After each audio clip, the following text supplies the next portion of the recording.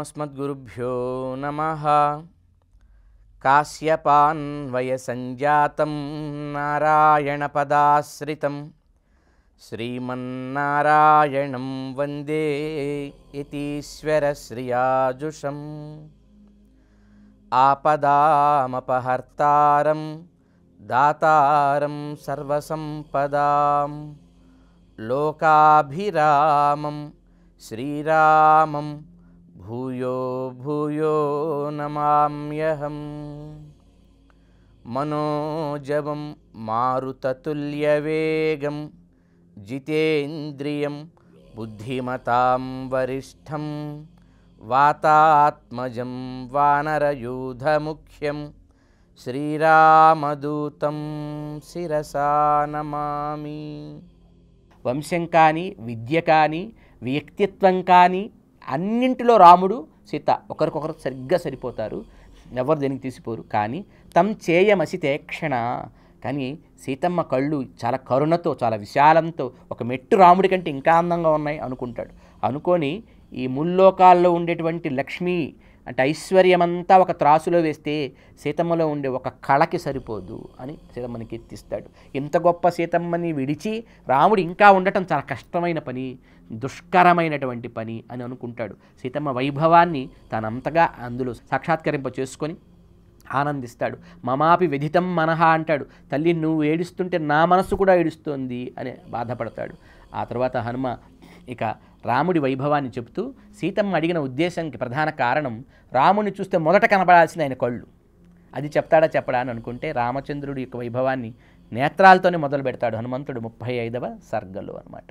రామ కమలపత్రాక్ష సర్వసత్వమనోహర రూపదాక్షిణ్య సంపన్న అంటే రామచంద్రుడి యొక్క నేత్రాలు సర్వసత్వముల యొక్క సర్వజీవుల యొక్క మనసుని హరించేటువంటి దివ్య సుందరమైన పద్మపత్రాలను ధిక్కరించేటువంటి నేత్రములని ప్రారంభించి రాముడి గురించి ఎన్నో అద్భుతంగా ఆయన గుణములేంటి, ఆయనకి పృథివీ ఏదో క్షమలో పృథివీతో సమానమని చెప్పని, ఆయన బుద్ధిలో బృహస్పతితో సమానమని చెప్పని, యశస్సులో వాసవుడు ఇంద్రుడితో సమానము, ఆయన 8 అడుగుల ఎత్తుంటాడట, ఒక 96 అంగుళముల ఎత్తుంటాడు, ఆయన చేతిలో ధనస్సు ఒక 9 అడుగుల ఎత్తుంటుంది, ఆయన స్నిగ్ధవర్ణుడై ఉంటాడు, కంబుగ్రేవ శంఖం వంటి కంఠం కలిగి ఉంటాడు, మహాహను మహోష్ట హనునాసస్య అద్భుతమైన ఓష్టభాగము, ఎత్తైన కోటేరు నాసిక కలిగి ఉంటాడు, విశాలమైన మూపు భాగం కలిగి ఉంటాడు, ఆయన పాదపు బొటన వేలి మీద 4 రేఖలు 4 వేదములు చదువుకున్నాడంటానికి గుర్తుగా చతుష్టిష్కు చతుర్లేఖ అవి కలిగి ఉంటాడు. త్రితామ్ర ఆయన కని కొనలు ముక్కు చివరలు అలాగే ఆయన యొక్క పెదవుల యొక్క చివరి భాగము ఎర్రని వర్ణము కలిగి ఉంటాడు. షడున్నతో నవతనుహు ఆయన యొక్క శరీరంలో సమసమ విభక్తాంగ స్నిగ్ధం శ్యామం వర్ణం సమాశ్రిత అన్ని అవయవములు సమానములుగా ఉంటాయి, ఒకటి ఎత్తు ఒకటి తక్కువ ఇలా బ్యాలెన్స్ లేకుండా ఉండవు, అన్ని సమములై ఉంటాయి.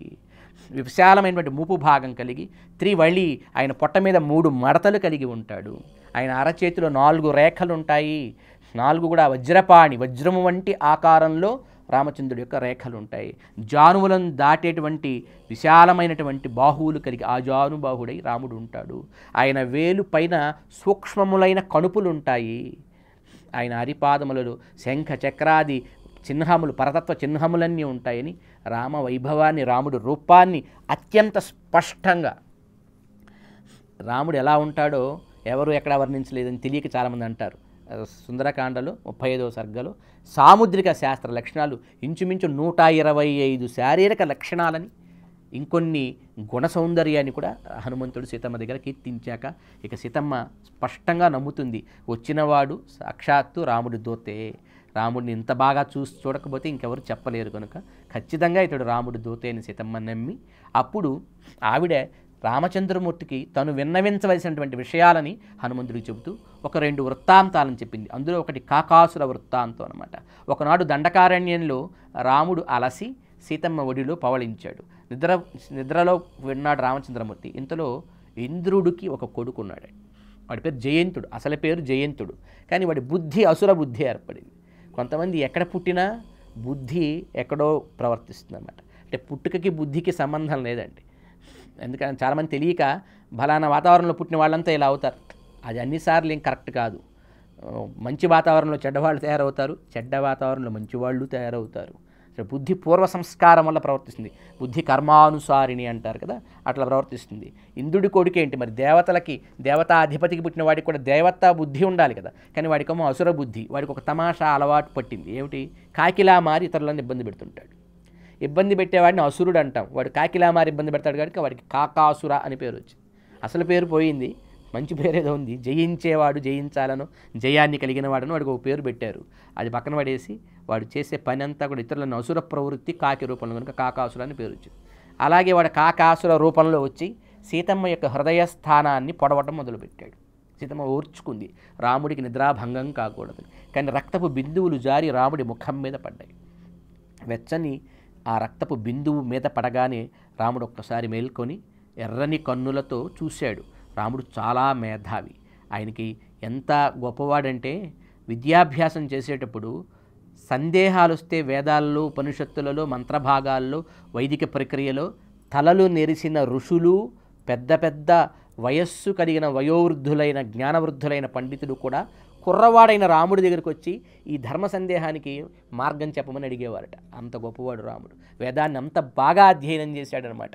సీతమ్మతో అంటాడు ఆంజనేయ స్వామి, యో వేద విధుడైనటువంటి వాడు ఎవడు, యో బ్రాహ్మమస్త్రం యో వేదాంశ్చ విద. బ్రహ్మాస్త్ర ప్రయోగం ఏ రాముడికి బాగా తెలుసు, వేదములన్నింటినీ ఏ రాముడు బాగా చదివాడు, ఆ రాముడు నిన్ను క్షేమం అడగమన్నాడమ్మా అని రాముడికి స్పెసిఫై చేసి చెబుతాడు. వైదిక విజ్ఞానం ఎంత గొప్పది రాముడి చెప్పుచేతల్లో ఉంటుంది అనేది నేను అర్థం చేస్తుంది. అట్లా రామచంద్రమూర్తి లేవగానే ఆయనకు అర్థమైపోతుంది, ఏం చెప్పకుండానే. అమ్మకోమో సీతమ్మకోమో రక్తం వస్తుంది, ఆ కాకి ముక్కుకోమో రక్తం అంటి ఉంది కనుక ఇదే గాయం చేసి ఉంటుందని కోపం వచ్చి, ఎవడురా ఇలా చేశాడు అంటూ ఒక్కసారి అక్కడుండి ఒక దర్భ పొలను తీసుకుని దాని మీదకి బ్రహ్మాస్త్రాన్ని అభిమంత్రించి ఆ కాకి మీద వేస్తాడు. కాకి ఇంక పరిగెట్టింది, ముల్లోకాలు తిరిగింది, తండ్రి దగ్గరికి వెళ్ళింది. ఎవ్వరూ రామబాణానికి ఎదురు నిలబడలేమన్నారు. 3 లోకాన్ సంపరిక్రమ్య, 3 లోకాలు తిరిగి చివరికి పితాచ పరిత్యక్త, ఒట్టి చేతులు, తండ్రి కూడా నేను చేతులు ఎత్తేసి నేను రామబాణానికి ఎదురు నిలబడలేనంటే మళ్ళీ తిరిగి కళ్ళు తిరిగి రాముడి పాదాల దగ్గర పడితే సీతమ్మ కరుణతో తన పాదంతో ఆ కాకిని రామచంద్రుడికి శరణాగతి చేసే దిశగా మార్చిందట. మారిస్తే రాముడు కరుణతో ఆ కాకిని అనుగ్రహించి దాని ప్రాణం తీయకుండా దాన్ని విడిచిపెట్టాడు. ఆ కాకి దశరథ మహారాజుని అట్లాగే రామచంద్రుడిని కీర్తిస్తే ప్రదక్షిణగా వెళ్ళింది. ఈ వృత్తాంతం మా ఇద్దరికీ తెలుసురా హనుమ, నేను నీకు ఇది ఒక గుర్తుగా చెబుతాను, ఇది రాముడికి తెలియచేసి ఏమడుగుతావంటే, ఒక కాకి మీదనే బ్రహ్మాస్త్రం వేసావు కదా, ఈ పిచ్చుక మీద బ్రహ్మాస్త్రం అనే మాట అక్కడి నుంచి వచ్చింది. కాకి మీదనే బ్రహ్మాస్త్రం వేసావు, ఇంత పెద్ద రావణాసురుడిని ఏం చేయట్లేదు ఎందుకు అని నేను అడిగానని నువ్వు రాముడికి చెప్పమని చెప్పి సీతమ్మ ఈ వృత్తాంతాన్ని గుర్తు చేస్తే అప్పుడు హనుమ చెప్తాడు, అమ్మా నువ్వు ఇక్కడ ఉన్నావని రాఘవుడికి ఇంకా తెలియదు.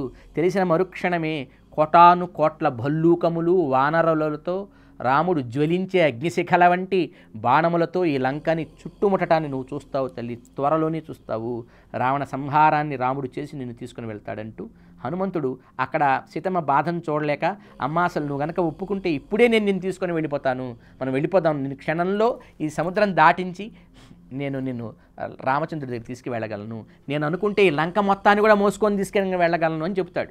రామలక్ష్మణుడు నా వీపు మీద ఎక్కి ధనుర్బాణములను స్థంకారములు చేసుకుంటూ వచ్చి ఈ లంకా నగరాన్ని మొత్తాన్ని ఆక్రమించడం నువ్వు చూస్తావు తల్లి అని చెప్పాక అప్పుడు సీతమ్మ తన కొంగు ముడిలో ఉన్నటువంటి చీర యొక్క చెంగు ముడిలో ఉన్నటువంటి చూడామణిని తీసి, ఇది రాముడికి గుర్తుగా ఇవ్వు, దీన్ని చూస్తే రాముడికి ఇది మా వివాహ సమయంలో ఈ మణిని ఇవ్వటం జరిగింది, మా నాన్నగారు వాళ్ళ నాన్నగారు రామచంద్రుడికి జ్ఞాపకం వస్తారు అంటూ చూడామణిని హనుమంతుడికి ఇవి ఇచ్చి, అట్లాగే ఒకసారి సీతమ్మకి వర్షం పడుతూ ఆవిడ బొట్టు పోతే అక్కడ ఉండే ఒక మణిశిల యొక్క మృత్తికను తీసి రాముడు బొట్టు పెట్టాట. ఇది కూడా మా ఇద్దరికి తెలిసినటువంటి విషయం, ఇది కూడా రాముడికి నేను చెప్పాను అన్నట్టు చెప్పి త్వరగా ఆయన్ని నా కోసం వచ్చేట్టు చెయ్యి. ఒక అద్భుతమైన మాట చెబుతుందన్నమాట సీతమ్మ, త్వమస్మిన్ కార్య నిర్యోగి ప్రమాణం హరిసత్తమ హనుమన్యత్నమాస్థాయ దుఃఖక్షయకరో భవ.